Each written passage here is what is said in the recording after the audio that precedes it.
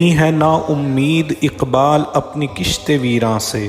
ذرہ نم ہو تو یہ مٹی بڑی زرخیز ہے ساکی۔ معزز سامعین، گزشتہ دنوں سر پہ امامہ باندھے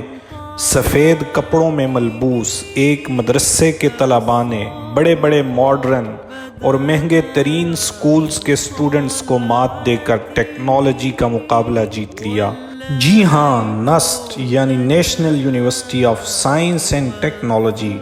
اور ہائر ایجوکیشن کمیشن پاکستان کے باہمی اشتراک سے 11 سے 15 جولائی 2023 تک NERC یعنی national engineering and robotic contest کا انعقاد کیا گیا، جس میں ملک کے نامور اور ماڈرن سکولز، کالجز اور یونیورسٹیز کے سٹوڈنٹس کے ساتھ ساتھ ایک مدرسے کے طلباء نے بھی حصہ لیا۔ بنیادی طور پر یہ مقابلے 5 کیٹیگریز پر مشتمل تھے، جن میں سے 2 کیٹیگریز میڈولر سکول کیٹیگری اور ریڈی ٹو ریس کیٹیگری میں تمام سکولز اور انسٹیٹیوشنز کو پچھاڑ کر تلہ گنگ کے ایک مدرسے بیت السلام نے پہلی پوزیشن حاصل کی۔ سامعین، یہاں پر یہ بات قابل ذکر ہے کہ کروڑوں کے فنڈز مدارس کو نہیں ملتے، بلکہ کالجز، یونیورسٹیز اور سکولز کو ملتے ہیں۔ گورنمنٹ کی سرپرستی مدارس کو نہیں ملتی، بلکہ کالج اور یونیورسٹیز کو ملتی ہے۔ انٹرنیشنل ایڈ بھی کالجز اور یونیورسٹیز کو ملتی ہے، نہ کہ مدارس کو۔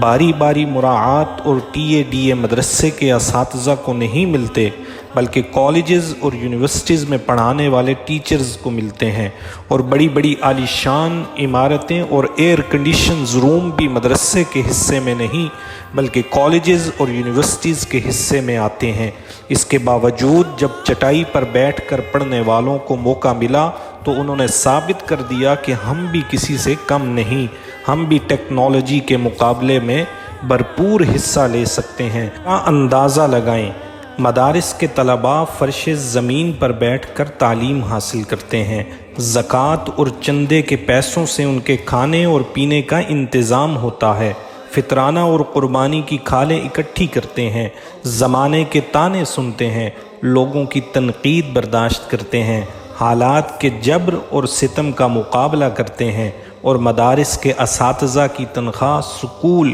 کالج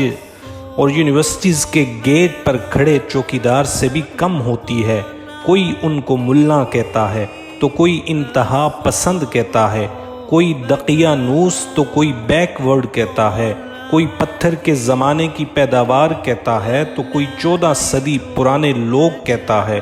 کوئی جدید دور کے تقاضوں سے نا آشنا کہتا ہے تو کوئی سوسائٹی کے معاملات میں انفٹ کہتا ہے۔ الغرض جتنے منہ اتنی باتیں، لیکن مدارس والوں نے سر پر پگڑی باندھ کر، چہرے پہ داڑھی سجا کر ہر شعبے میں نمایاں خدمات انجام دیں، اور ساتھ اپنے اصل فریضہ دعوت و تبلیغ سے بھی غافل نہ ہوئے۔ جی ہاں، آج اگر لوگوں کے دلوں میں قرآن کی محبت ہے اور چھوٹے چھوٹے بچوں کے دلوں میں قرآن محفوظ ہے،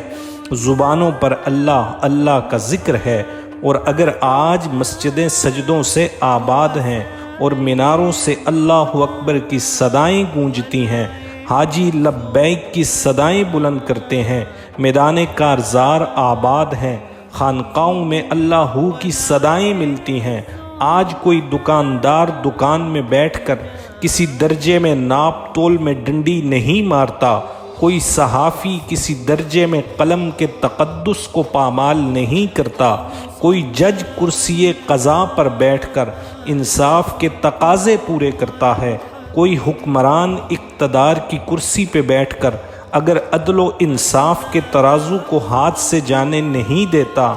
الغرض پورے معاشرے میں چکر لگا لیجئے، جتنی خیریں اور بلائیاں اور اچھائیاں نظر آئیں گی، ان کا کرہ تلاش کیا جائے تو پیچھے کوئی نہ کوئی ملا اور مدرسہ کھڑا ہوا دکھائی دے گا۔ اس لیے مدارس کو مضبوط بنائیں، ان پر تنقید سے گریز کریں اور ان کی مدد کریں، تاکہ یہ مدارس ملک و ملت کی ترقی میں کردار ادا کر سکیں۔